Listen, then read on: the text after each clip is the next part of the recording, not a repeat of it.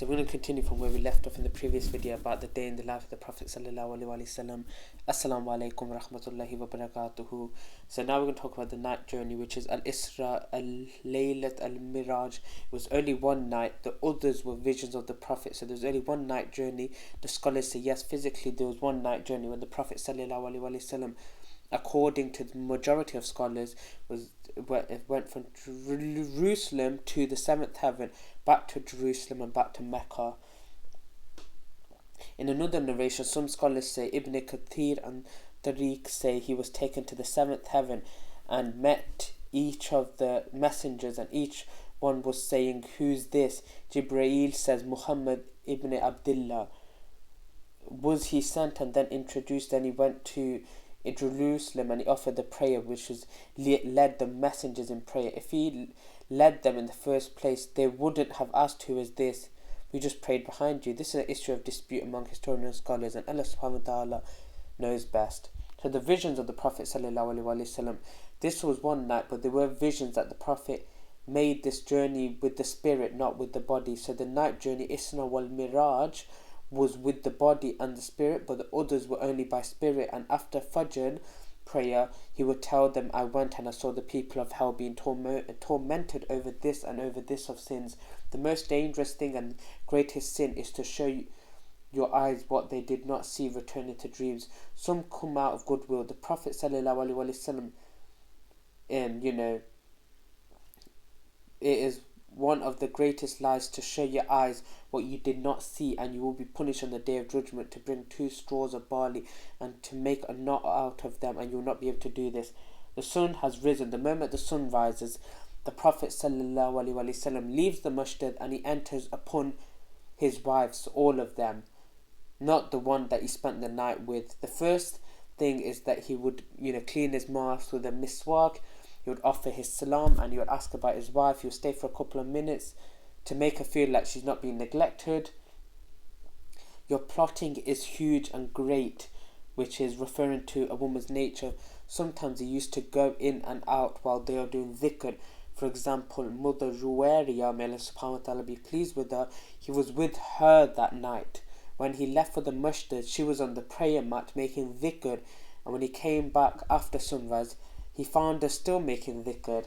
He said, I have said a few words which are equivalent to the whole hour that you've said, and this is part of the adhkar in morning, subhanallah wa bihamdi adada 3 times, and this is to be said in the fajr only for the morning adhkar. This takes less than 40 seconds, and it's equivalent to us sitting for an whole hour doing dhikr until sunrise.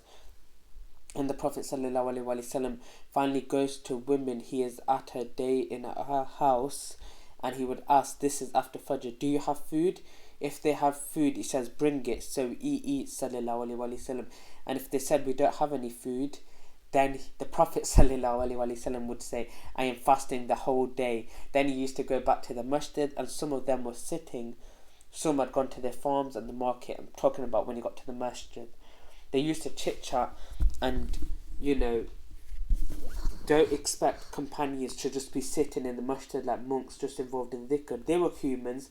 They used to talk and speak about things they did before Islam. They used to say funny things. They used to say, when I was a mushrik, I used to build my idol that I worshipped from dates, and I used to worship it. Whenever I got hungry, I just ate those dates. So they used to crack jokes. May Allah subhanahu wa ta'ala be pleased with all of them.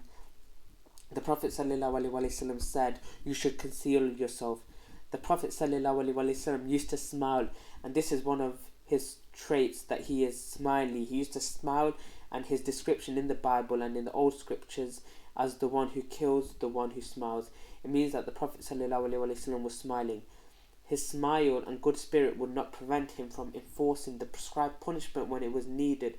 So his softness is not his weakness, it shows his strength. The one who smiles, it shows what kind of a man he is. If you were in the position of the Prophet ﷺ, meeting so many different shades of people, the Bedouins, the nomads, the farmers, the illiterate people, hypocrites, Jews, idol worshippers, people coming to sign peace treaties, and enemies, the Prophet ﷺ, he was the man to learn from, and he was smiling, and whatever happens outside is not conveyed at home. he left his calamities at work. Umar said, I love it when a serious man in his home is like a child playing and jumping around, which means he jokes and plays around. Smiling also is the sunnah of the Prophet sallallahu alaihi wasallam. The Prophet said, do not look down at anything of good deeds, not even with smiling on your brother's face, or not smiling on your face. This one is, and a charity is to smile in your brother's face, those who you do not know. And you're always smiling. This is part of your Islam. The Prophet's companions described him as speaking little and smiling a lot. So laughter is part of it. It is smiling. To smile is a form of laughter. But then Prophet sallallahu alaihi wasallam never laughed with a loud bang. You can see his cavities, and he would go crazy and start laughing. That was not the case. The Ummah was given permission. He saw the Prophet sallallahu alaihi wasallam laughing. May Allah always keep you in a good mood. Tell me why you are laughing. He said, I was amazed of these women who were raising their voice in my presence, and when you came they started to cover themselves. This shows that a religion is a life religion, not a religion of being dead or being serious. Have fun, smile, and do practical jokes. Do not mock anyone when you're joking, but just general practical jokes. The Prophet ﷺ was addressed by his companions. You are joking with us, and I do not say except what is the truth. The Prophet ﷺ had a companion of his, Zahir ibn Haram. He was a nomad who lived in the desert. He have a cattle and don't have a fixed place to stay. So I'm going to talk about that in the next video, and this is where part 4 concludes. I did mention in the part 1 that this is a short series, but it's going to be slightly long. But inshallah, it won't be too long. It might be 10 parts, it might be 8 parts, but we'll just see how long it goes for. But I really want you to understand what the Prophet ﷺ did from the night to Fajr to sunrise, from sunrise to Dhuhr, from Dhuhr time is routine between Asr and Maghrib, Maghrib to Isha, and the Isha to sleeping. So I have to go into detail in order for you to understand the events that occurred and what the Prophet ﷺ would do, and referencing authentic hadith. So that's why I'm going into great detail, so you can actually contemplate over the way the Prophet ﷺ lived his life, and so we can try our level best to implement the ways and footsteps of the Prophet ﷺ. Leave it here. Fi manillah wa sallallahu wa baraka ala nabiyina Muhammad. Astaghfirullah. Assalamu alaikum wa rahmatullahi wa barakatuh.